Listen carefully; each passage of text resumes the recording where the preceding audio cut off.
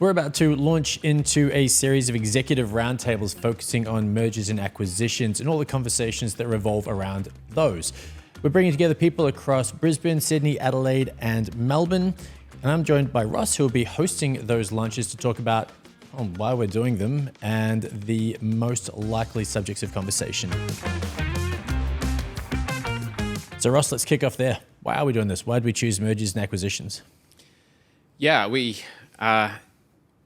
were seeing across our customer base an increase in activity, and we're obviously experiencing it ourselves at the same time. Certainly are. And so, when you combine our experiences and track record over the last few years with what we're seeing in customer base, which is an increase in both selling and buying, we thought, let's get some people together to talk about it, because actually this is one of those topics that doesn't really matter what sector you're in. You're facing similar challenges when you go through the process. And technology is going to play a part in it no matter what, because every single business, to some degree, is a technology business now, which means whether you're integrating or doing due diligence, there's going to be an element of assessment and integration. Absolutely. Technology is going to be at the core, as much as there can be situations where that is the reason for an acquisition, but we know of a couple of those across our customer base. But as you said, even when the acquisition's for another reason, there's always going to be a pretty big technology stream when it comes to both the due diligence and the integration. So, okay, let's draw on your 14 acquisitions worth of experience, and soon to be probably 15 or 16 by the time this goes out. Who knows? But let's talk about the due diligence process. When it comes to tech stack and security, what are you looking for in that process? Yeah, look, I think we are at the extreme end of our interest in the technology part of that business that we're looking to acquire, the stack that they use, the maturity of it, how it's deployed, whether it's licensed correctly, and even that is not necessarily always a given. Yeah, okay. But whenever we're going through due diligence, the important thing is the mindset, which is I'm looking for things that could mean I either need to adjust the sale price, adjust the sale conditions, or think about how I'm going to be, the integration. What's coming next, and what do I need to be aware of? So, by looking through that lens, you start because you don't need to know everything during DD. You only need to know enough. But it's you miss stuff and you haven't uncovered it during DD. It's on you. Security is probably one of the biggest risk areas out of that, because the day you buy that business, if a breach occurs, if something happens, that's on you. And so really important during the process to go through, make sure you have a technology due diligence process, so that at the very least there's a warranty back to the vendor if they haven't disclosed something. So that's really why you're doing this. I said, understanding what do I need to adjust in that contract, price or conditions, and what I need to do afterwards. That security piece. So you've actually decided to go ahead. You're now integrating the businesses. How do you navigate that security overlap period where you're doing the integration, you're kind of moving from solution A to solution B? How big a risk is that, and how do you mitigate it? Yeah, look, there are multiple scenarios that we're aware of where that has been the cause of a breach. And there's some I know of in very large enterprise organizations, and you can imagine at that scale, they haven't gone to that extent of even necessarily knowing what they've bought in detail. They've bought a business because of its IP or its customers or something, and they just haven't gone through that process. And so there has been some pretty big cases of unsecure ports on firewall, things like that, where it came through some business that was acquired and created a path into the business, right? So how are you going to look for those during due diligence? You're not going to be able to cover absolutely everything, and that's critical. But the key thing about DD is that at least going down the path of asking and being aware, you're at least passing some of that risk back, because you say, well, if I asked for this information, I asked if you met these standards, and if you have confirmed that you are and turns out you're not, you're There's a opening up liability. warranty claim and that kind of stuff, right? So, it doesn't mean you need to log on to everything, but you are absolutely asking the vendor to disclose anything that you should be aware of. So, there's not going to be you're not going to be able to log on to every single system during DD. It's just not practical. Yeah. For us, just in terms of the actual, I guess during that integration process of moving from maybe your security stack, moving them onto yours, or potentially vice versa. For us, we're an MSP. That probably for us is quite normal. We do that all the time. For other businesses, though, presuming they've got an MSP, hopefully, and they're helping them through that, just high level, what should they be aware of in terms of how to minimize risks during that integration process? Look, the key thing early on is to understand what integration looks like, because you can't effectively plan unless you got your end goal in mind. And so, for us, it's full integration. If you're not intending on fully integrating, and there's obviously plenty of scenarios where organizations buy a business to keep it as it is, that in some ways is easier because you're not changing stuff, but you absolutely still have I believe the strong inclination to actually go in and apply your own standards to that. But I think it starts with a pretty top to bottom assessment of what it actually is, because as I said, you're buying years and years potentially of history, of technical debt, of most stuff which you haven't been able to assess during the DD process. So as I said, if it's kept alone, you can kind of do that assessment. If your intent is to integrate pretty quickly, which is ours, then your planning is, well, how do I integrate quickly? How do I quickly get to what's the important data? Because you're not going to be able to do everything, but what's actually critical? How do I secure that? And then, as I said, get through it as quick as you can. But it all starts with identifying end goal and then identifying biggest risk first, right? Like that's, I mean, it's not rocket science in some ways, but people don't do it. Because up front, they're actually focused. If you've just bought a business, there's other things you're thinking about. People are actually often leaving the technology to kind of a secondary consideration. Yeah. And I guess it's certainly easier for us. We have a dedicated integrations team. We're 14 in. Everyone's got to start somewhere. And there's that first trial by, what's what I'm looking for? Trial by error? No, trial by gunfire? I don't know. You're in the trenches immediately. You just got to figure it out. You haven't got a track record to draw on. So got there in the end. Key thing for me, though, there to go back on, and I don't want to make it about our industry and our business per se, but we see it ourselves. MSP's been bought, some are being kept as part of a stable of separate brands. We don't take that approach. So what are the cases for and against full integration, including brand, versus independent entities who may have local brand loyalty or recognition? Why would you go either route potentially? Look, we tried the independent brand approach to start with. Our first couple of acquisitions, we decided to do the brand name kind of, a first focus company, that kind, where there was an association, but we decided to keep the brand. And it was because we're like, this business we bought does something slightly different to us, right? It's an adjacency, but we felt that there was enough brand recognition there or differentiation there allowed us to maybe go to market in a different way with that brand. But what was clear pretty quickly is it was actually confusing.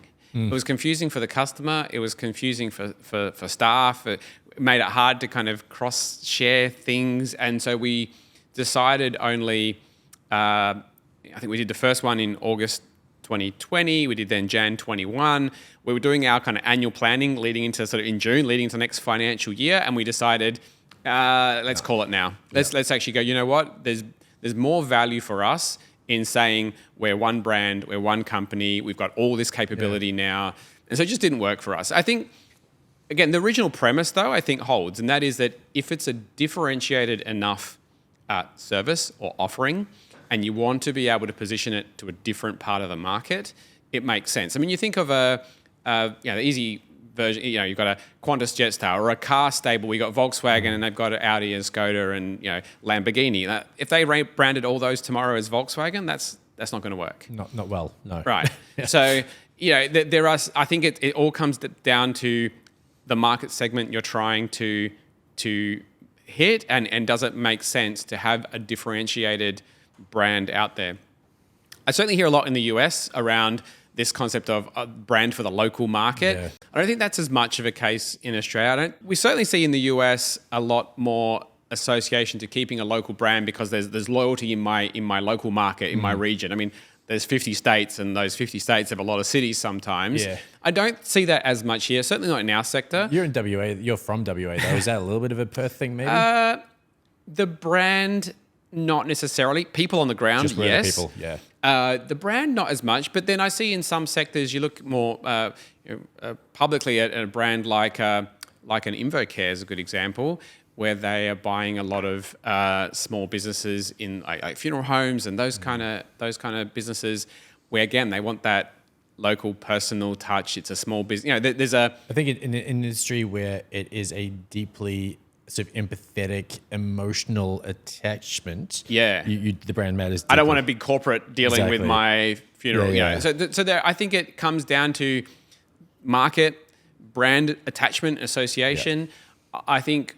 For us, it's very much there's more value in showing our breadth of capability, easy access all these services, than there was having separate brands that do separate things. It was confusing. Yeah. I think there's pros and cons to both. When you play that down the line a bit, like as I said, market's one thing.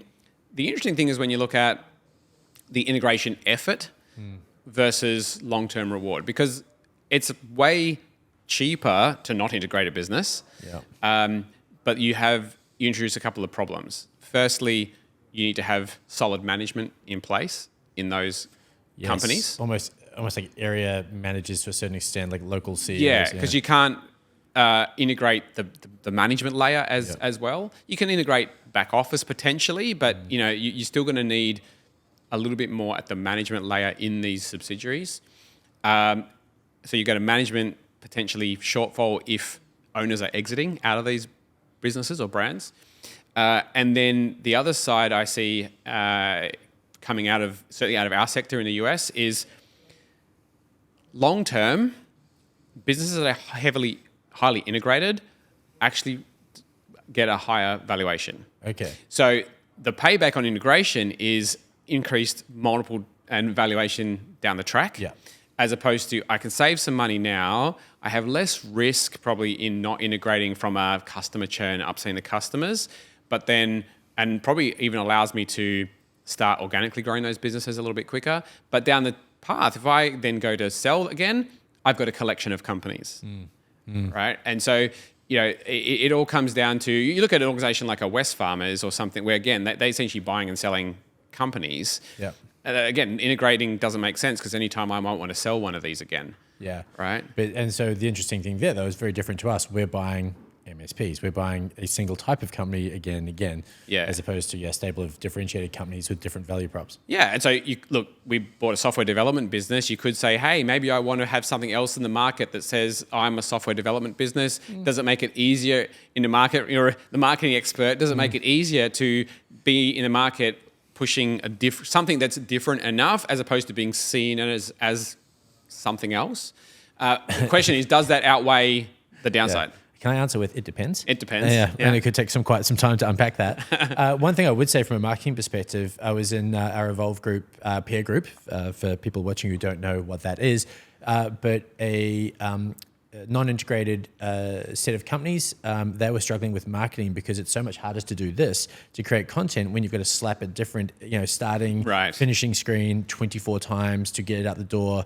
It really does slow down or at least reduce your ability to do a large amount of the kind of marketing that I think people expect now. Yeah, I think, look, from my perspective, that's the worst of all, where you're sort of partly integrated. You're selling the same thing with a different brand, with a shared back office, separate front sort of facing brands.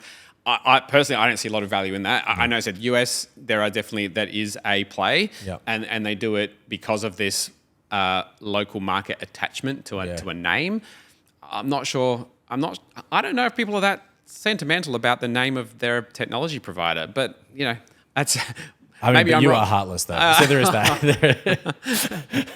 That's fine. All right, let's talk about, okay, how do we use tech to drive integration, cultural integration? So especially in more and more, any business you acquire, to some degree, it'll be a distributed workforce. Their own team, probably to start with, but also bring it into the fold. Everyone's everywhere. How do you use tech to, as much as possible, get that cultural alignment as soon as possible? Yeah, one of the first things we do post-sale within the first week is they're in Slack. Yeah. And even before other things start to be connected from a technology perspective, we get them into Slack. We get them into TinyPulse, which is our employee engagement tool. Again, we're using the technology components that are driving cultural alignment. Yeah. So, employee engagement. And so we have technology that sort of can drive what your end result is from a people perspective. It's amazing how quickly people are asking questions like, how do I see that person's calendar? And it'd be much better to collaborate with that person if we were all on the same X. I want to be able to access all this cool new stuff that I now have access to joining First Focus. When am I going to be on the network? And so I think part of the selling proposition for someone coming and joining us, 10-person company joining 330-person company, is the access to the stuff, right? Yeah. And so, using technology as the way to get people engaged with the business has certainly been successful for us. Honestly, be able to see a name to a face when you are trying to get a whole bunch of people to meet for the first time and you're like, I wish I knew the name. It certainly helps when you've got their headshot in Slack from pretty much day one. Yeah. It removes barriers. And it's really, really important. Yeah, it creates a bit of momentum. It creates excitement. Very early for us, it's Slack, TinyPulse. Not long after, it's okay. Let's get things like calendar sharing, email, SharePoint access to the important things before we hit the technology that actually impacts customer delivery. Because that's got to be a little more careful there when we start rolling out new tools to the customers. Yeah. But ultimately, again, we've got a much more mature stack than what the businesses we're acquiring generally do. And so there's a lot of value to customers about getting that stuff out there.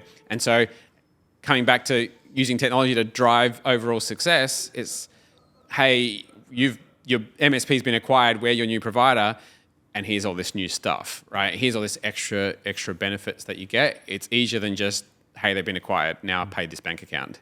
I'd like to probably move on to the last point, which is how do you drive enterprise value in your general business? I know that's a wildly vague statement. Maybe we could dial in like professional services or I don't know, some sort of a business that's not us, not an MSP. How do you drive EV through tech? What can businesses be doing today to make due diligence easier? Should they be looking to be acquired, to make integration easier, to have some sort of, I guess, automation focus? I don't know, but what would you be doing if you're the CTO in a 200, 300 seat org today going, right, I need to do something really cool with tech to drive our EV?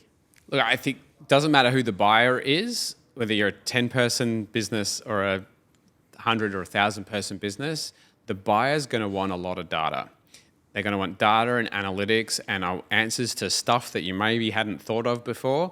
But it all comes down to if you've been recording all the things you need to for years, not just for the last 3 months, but can I see customer churn by whatever category I've suddenly decided on the day for the last, all those questions come down to having awesome data. And so not only does that mean the due diligence process goes really smoothly, if you're able to provide that stuff quickly, that shows the maturity of your business. It also means that you've probably been measuring it yourself for that time, and you've probably actually gone, oh, my customer churn is 15%. Maybe I should do something about that. So I think that data, metrics, analytics is one of the most important things to drive long-term EV, good decision making. But also in the right in the middle of it, actually really, really important for DD as well. Nice. I think AI automation is increasingly important. I think it's probably a little too new to understand exactly how that affects EV, but there's no doubt that if it's impacting bottom line and improving profitability, then it's no brainer that it's going to be increasing your value. Can you paint a picture in which there's a pathway to increase productivity, increased cost optimization, something through at least something you've identified as some potential options? Yeah, look, I've seen some interesting situations that outside our sector, but in our customer base, where businesses are being acquired for their technology and actually going, well, now instead of me building that or trying to do it from scratch, I can actually buy it. And so that's a very, when you're actually now buying IP instead of just customers or revenue. Yeah. And so that's a big one. But otherwise, if you've got metrics that I know private equity looks at things like revenue per head count and that kind of stuff, where they're actually looking at how effective is your business, how well have you scaled what you do. Right. Well, it's going to be really interesting to see the conversation that evolves, or that you and Graham and the events coming up can foster. And maybe off the back of that, we can do a little bit of a summary of the key questions that were raised and the most interesting points that came out of it. Sure. But if you'd like to get along to any of the events, assuming they haven't already been by the time that you see this, please head to firstfocus.com.au on the events page and you'll be able to register from there. Thanks for watching.